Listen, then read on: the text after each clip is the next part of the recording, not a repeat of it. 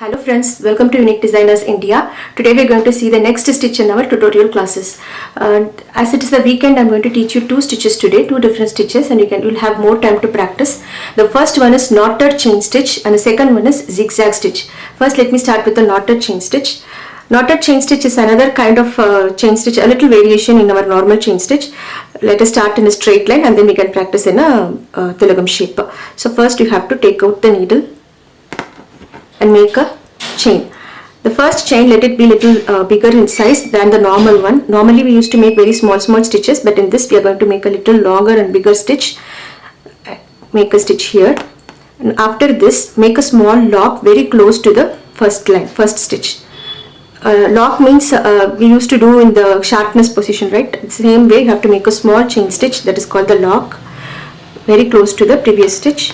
And make the zari a little tighter, pull it up like this, it will get tightened, and then again turn the needle to the back side, and inside the previous chain stitch you have to make another small chain stitch. So this is another lock. So first lock in the forward direction and the next lock in the backward direction. So two locks at this point, and when you tighten this place will look like a small knot. Then again go to the next stitch, again make two locks, one in the front and one in the back.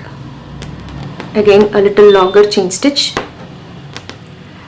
again a lock, front lock, back lock, and pull the zari outside.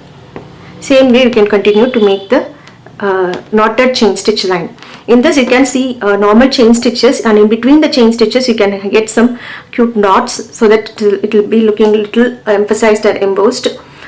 This stitch can be used as straight lines, like for neckline designs, for neckline outline, and if you want any outline to be little thicker and prominently seen, you can use this kind of knotted chain stitch. And we are going to finish here. The same stitch can be used in filling also. I'll tell you how to do the same stitch in this tilagam filling. So first let us start with the middle line. Same way you have to make a little longer chain, two locks, one in the front and the other one in the back. Tighten it, again two locks,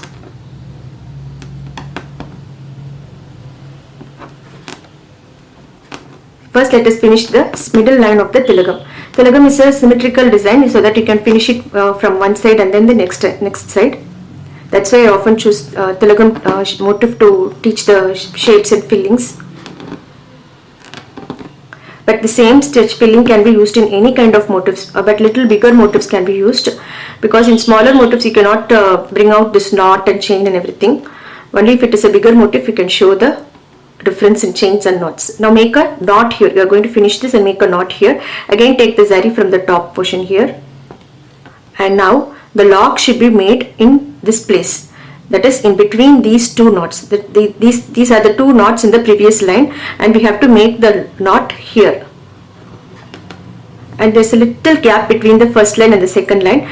Generally while making chain stitch filling we do it very close and there's no gap at all, but in this you have to give a little gap so that the chains and the knots are seen clearly. Same way every alternate place you have to make the knots, the locks. Just tighten the zari often so that the zari is not popping out. Same way you can complete the whole side and then the other side of the tilagam. Let me finish and then show. Now we have completed the filling in tilagam also. It has come out very well. You can see the difference in normal chain stitch filling and this knotted chain stitch filling. In between you will have some knots and some kind of dots like thing. So it will become very beautiful if you do this in such big motifs only. Now let us go to the next stitch, that is the zigzag stitch. The zigzag stitch is a very important stitch. It is kind of locking stitch. Whenever you have to do a cut work or anything, the outline should be in zigzag stitches, only then the cloth threads will not come out. If you make only a chain stitch and do a cut work very close to it, the cloth will come out. But if you make a zigzag and then do a cut work, it will be very neat and perfect. It will not get any damage in it. So for making the zigzag stitch, first let us do in the straight line as always. First make a straight line with chain stitch. This basic base chain stitch will not be seen outside, so let it be little longer also so that you can save time. And after making this line, make a knot here Then again go back to the starting point and very close to the previous chain, take the zari outside from one side of the chain stitch and make a chain stitch, very small chain stitch on the other side of the chain stitch, other side of the base. Okay, now next one should turn the needle to the right side. This is the right side, and again make a stitch very close to the previous one and close to the base chain also.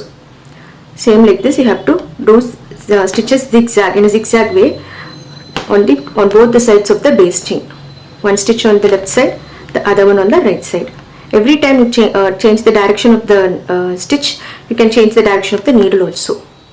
That is, when you when you make the stitch to the right side, turn the needle to the right side, and when you do the stitch to the left side, turn the needle to the left side. Same way, make it a continuous stitch like this. This will be a little embossed work, and it will be very nice to see. It should be very even. Few mistakes that you make are like there will be some gap in between the stitches. There should not be any gap. It should be very close and even. Same way, we'll complete the straight line, and after this I'll tell you how to do in a shape with sharp edges. The straight line is complete, and now I'm going to do with this shape. We are going to do the zigzag stitches in this leaf shape. So start from this point. I've already made the base chain stitch also. Start from here and make a stitch here and make the zigzag on these chain stitches. Make it very close to the base chain, only then it will get a neat shape.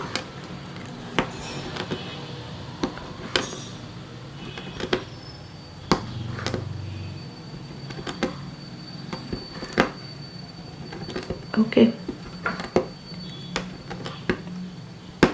So if you draw the shape correctly and make the base chain stitch exactly in the same shape, the zigzag stitches also will come in very neat way. Only if the base is correct, the shape of the whole motif will be correct. So when you are reaching the sharp edge, follow the same directions and make a stitch here, and even on the sharp edges also make a stitch here. This zigzag stitch should not spoil the sharp edges. Be very careful in that. And every time you make the stitch, make it little tighter so that the zari doesn't pop out. Okay, so let me complete the shape and then show you. So today we have learned two stitches, knotted chain stitch and zigzag stitch. We have completed the zigzag stitch in the motif also. Same way, you just first practice with the straight line and then with any of these motifs, either tilagam or this flower, or even in square, simple square, or any shapes you can try with the zigzag stitches. After trying that, I'll give you a small motif for homework. I'll tell you how to draw that.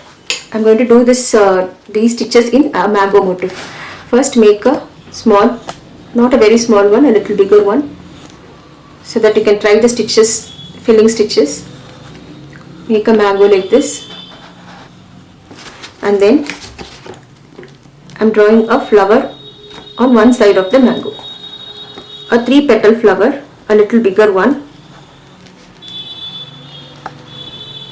Okay, let me tell you how to fill this mango motif.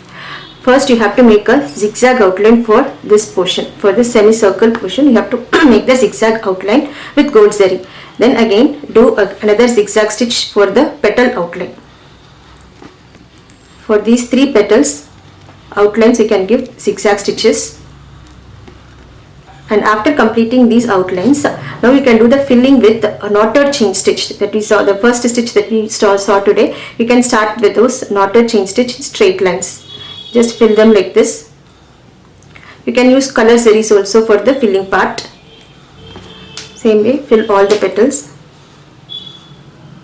And for the middle portion of this flower, you can do with normal chain stitches, normal chain stitch filling. For this, you can do chain stitches like this, very close normal chain stitches.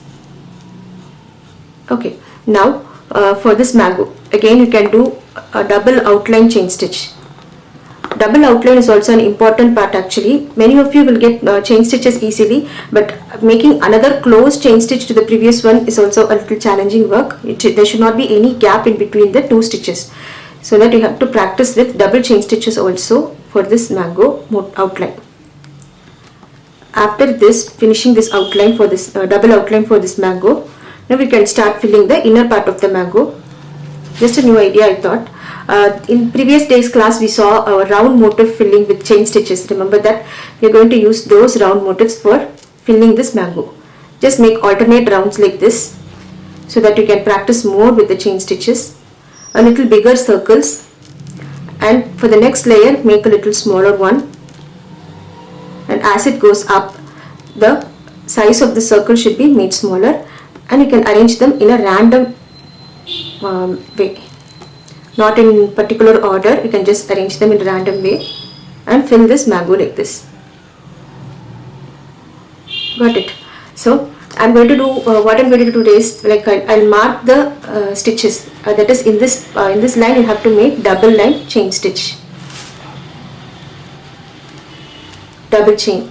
Same like this I will mark for each and every portion that I explained now, and I'll post this picture in our blog, our Unique Designers blog. The blog link will be given in the description. You can check with that, and this picture will be uploaded in the blog. You can see the same picture, and with the markings also you can follow the same stitches, and I'll complete this picture as a stitch and in the cloth, and post that photo also in the blog so that you can check it and do it with your homework.